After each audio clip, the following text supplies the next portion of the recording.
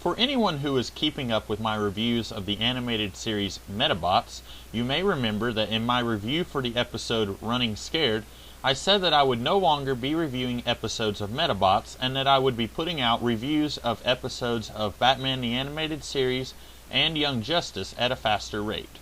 And I'm sorry that hasn't been happening yet. I still have lots and lots of other things that I want to review, and so it seems like I still haven't found quite a good routine to get into with Young Justice and Batman the Animated Series. But if you're a fan of either of those shows, you will at least get reviews more frequently than you would have if I had kept reviewing Medabots. So that's a plus. Now, on to the review of this episode. This episode begins with a man who we find out is Scarecrow coming to rob the University of money. I'm not entirely sure what kind of university keeps what appears to be millions of dollars in a bank vault bigger than most classrooms, but apparently Gotham University does that. Scarecrow's appearance in this episode makes me want to mention two things. One, he looks extremely ridiculous. His head is in the shape of a balloon when he's wearing a mask, but when he takes off the mask, his head is more in the shape of an upside-down trapezoid. I guess that's nitpicking, but in general, the costume just looks really bad and really silly. If any of Batman's foes need to look menacing, it's the Scarecrow, since, fear is kinda his thing. I must not be the only person who thinks this design of Scarecrow is terrible, because the next time he shows up, in this box set no less, he has a better design. He actually gets redesigned yet again by the time Tim Drake is part of this show, and I will say both of the latter designs are better than what we get here. The other thing Scarecrow's appearance makes me think of is the idea that Batman's presence in Gotham City is what attracts the crazy supervillains to Gotham. This idea, as far as I can tell, was first hinted at in The Dark Knight Returns and Batman Year One, both by Frank Miller. It certainly seems like this series is going in that direction, and it wouldn't be the first time this series has been influenced by Year One, as I mentioned in my review for On Leather Wings. But my question is, how long has Batman been being Batman? We never actually see him get started, as in the very first episode of this series, he's already been Batman for a little while. I'm not sure we ever find out how much time has taken place since On Leather Wings, as Batman was the target of the police in that episode, and he has since been an ally of the police, even reluctantly in the case of Harvey Bullock. So, if Batman has been being Batman for, let's say half a year, why does it take so long for some of the crazies to come out of the woodwork? I may be mistaken, but I believe every one of the villains that Batman faces gets an origin story or is fighting Batman for the very first time when they show up, with the exception of the Joker. So, what kind of timeline are we looking at for this series? I guess it's not an incredibly big deal. I have said before that I would much prefer the series have just a very little bit of continuity between episodes. I understand that this is something that can't be helped by the people creating the series, since the episodes were usually aired out of order by the network, but it's still something that won't quite leave my mind. Apart from Scarecrow's appearance, his behavior does warrant a few comments. The Scarecrow, much like the Joker, Catwoman, and the Riddler, is usually portrayed in a different way every time he appears. In Neil Gaiman's The Sandman, he compulsively named different fears that he usually saw in action. In Dan Slott's Arkham Asylum Living Hell, he seemed much more together, and was willing to instigate trouble in order to study someone being afraid. In this episode, however, he feels much more like a simple punk.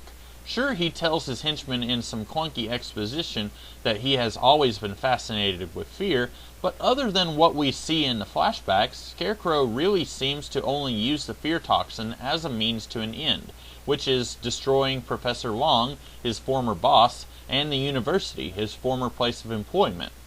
This isn't exactly something that I am complaining about. After all, this is a show aimed at children. I don't think the people behind this show would have been able to, even a little bit, show someone truly obsessed with fear the way Scarecrow often is in the comic books. but in an episode that pretty vividly shows the fears of different people, like turning into a skeleton, or Batman becoming a bat demon of some kind, and a man having a batarang sticking out of his hand, I would have liked to have seen a little bit more of an insane Scarecrow who isn't just trying to fulfill his revenge. Since that almost certainly won't be the focus of his character in the latter appearances, I can at least hope that we will get something like that the next time he shows up. While the Scarecrow and his cronies are robbing the university and burning the rest of the money, Dark Knight anyone? We get a proper introduction of Summer Gleason. We technically saw her in Christmas with the Joker, but she was never actually named, and you could easily be forgiven for thinking that she was Barbara Gordon, with how little she had to do in that episode. Anyway, she's a member of the press for one of the more prominent newspapers of Gotham. Hey, maybe she works with Alexander Knox. Heh, I wish. Anyway, while Gleason is trying to interview Professor Long, Long insults Bruce Wayne, saying that Thomas Wayne would be ashamed to call him his son, etc. Later, when the Scarecrow injects Batman with the fear toxin, this, of course, is his fear. He sees what is truly a marvelous animated flaming head of Thomas Wayne telling Bruce that he is disappointed. Now, my question is this really Bruce's fear, or did hearing Professor Long say this 30 seconds earlier make him start doubting if his father would be pleased? It would have been nice to know, but there really wouldn't have been a way of ascertaining this information. Anyway, for the rest of the episode, Batman is fighting the effects of the fear toxin, until finally, as the episode is minutes away from coming to a close, Batman is able to win out against the visions he is having of his skeleton father. I get that Batman is strong-willed, but it really feels like he wins over the fear toxin because the episode is almost over, and not because he perseveres because he has a strong will. If it was his strong will, why didn't he win earlier in the episode?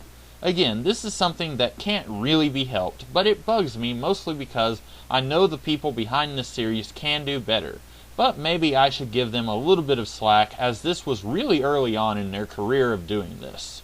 In the last 2 episodes, I've had problems with the way Batman handles detective work.